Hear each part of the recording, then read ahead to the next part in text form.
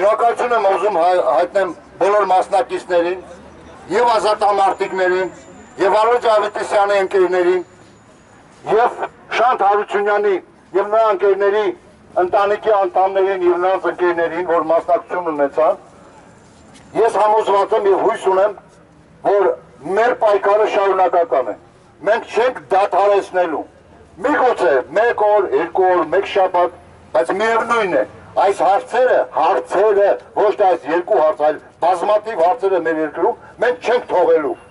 Մենք շարունակելու ենք ցանկացած ընդվզող խմբի հետ, ցանկացած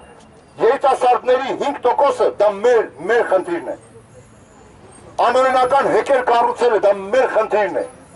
Մեր երկրում ցանկացած խնդիրը դա մեր խնդիրն է, դա օտարի խնդիր չէ։ Եվ այն մարդիկ, ովքեր ձեզ կասեն, եղունգ ունես գլուխդ գորի, ուրեմն նա դավաճան է, նա սրիկա է, նա ուզում է